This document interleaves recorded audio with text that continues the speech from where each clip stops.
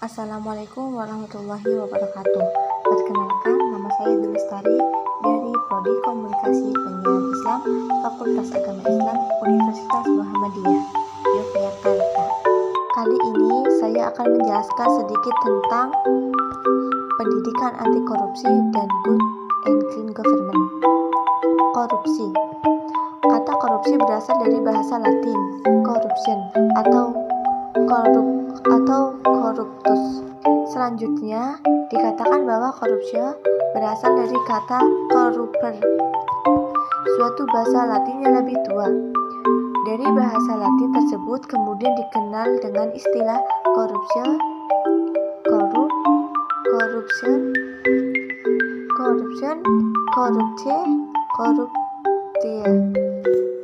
Arti korupsi secara harfiah adalah kebusukan, keburukan, kebejatan, ketidakjujuran, dapat disuap, tidak bermoral, menyimpang dari kesucian.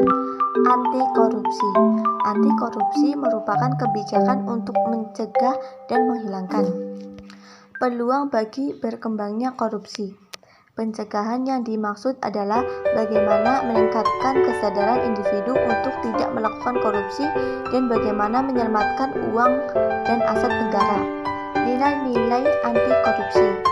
Perubahan dari sikap membiarkan dan menerima korupsi ke sikap tegas menolak korupsi tidak akan pernah terwujud jika generasi sekarang yang masih memiliki hati nurani tidak mampu membina generasi muda untuk mengevaluasi dan menilai nilai yang diwarisi generasi terdahulu dan generasi sekarang sesuai dengan tuntutan dan perkembangan kebutuhan bangsa.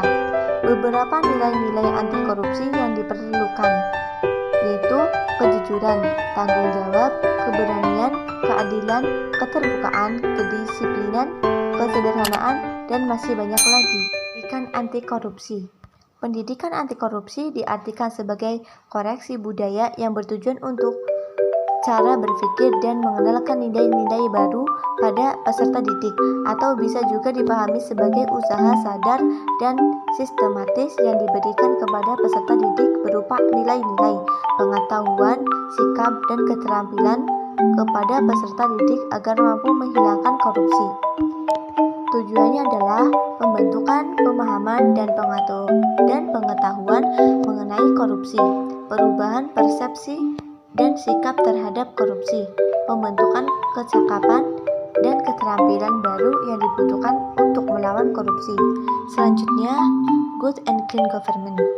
Good and clean government merupakan pemerintahan yang taat asas, tidak ada penyelewengan dan penyalahgunaan wewenang secara efisien, efektif, dan bebas, atau tidak melakukan praktik korupsi, kolusi, dan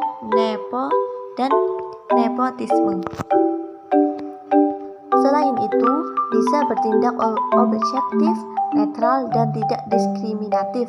Artinya tidak mendahulukan teman, kerabat, kelompoknya, dan orang-orang yang berkuasa.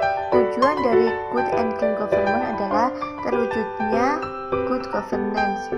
Good governance pada umumnya diartikan sebagai pengelolaan pemerintahan yang baik.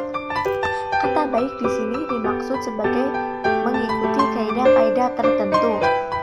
Prinsip dasar dari good governance diantaranya partisipasi, penegakan hukum, transparansi, kesetaraan, daya tangkap, wawasan ke depan, akuntabilitas, pengawasan, efisien, dan profesionalisme.